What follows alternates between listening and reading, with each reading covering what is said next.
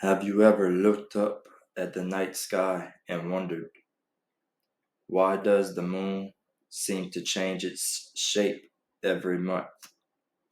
It's not magic, but it's science. The moon is one of the most fascinating objects in our sky, influencing everything from our tides to ancient myths. Let's break down what's actually happening when we look up at the moon. First, we start with the new moon. This is the phase when the moon is positioned between the earth and the sun. As a result, the side of the moon that's illuminated by the sun is facing away from us, making it almost invisible from Earth. After the new moon comes the waxing crescent phase. This is when we start seeing a small crescent-shaped silver of the moon. It's a fascinating time to observe the moon because the sunlight starts to reveal the edges of its surface. As the days pass, the moon enters the first quarter phase. Half of the moon's surface is lit up, and we can see a perfect half moon in the sky. It's not the last quarter though. That comes later. After the first quarter, we move into the waxing gibbous phase, where more and more of the moon becomes visible. Finally, we hit the full moon, where the entire face of the moon is illuminated.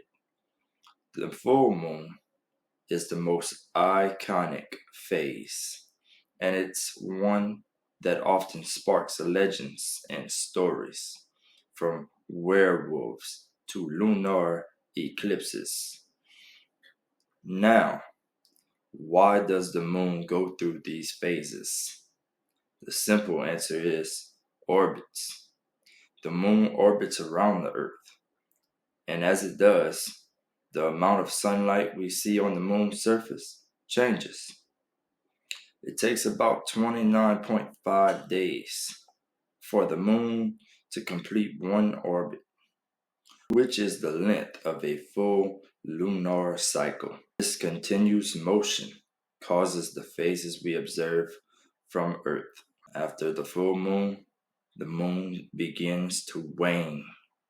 First, we have the waning gibbous phase, where the moon starts shrinking. Then we enter the last quarter, where again, only half of the moon is visible. But this time, it's the other half.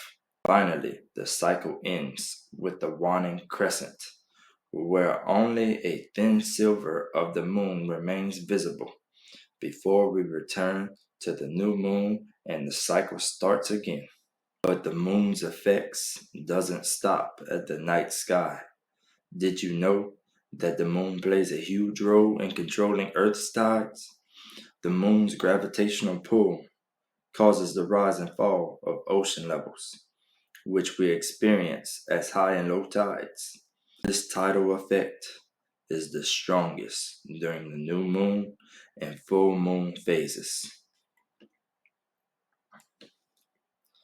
So the next time you're out on a clear night, take a look at the moon.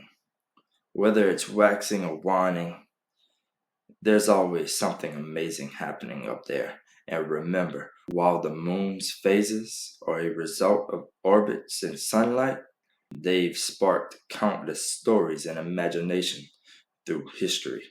If you learned something new today, don't forget to like, comment, and subscribe for more cosmic facts. And thank you for watching.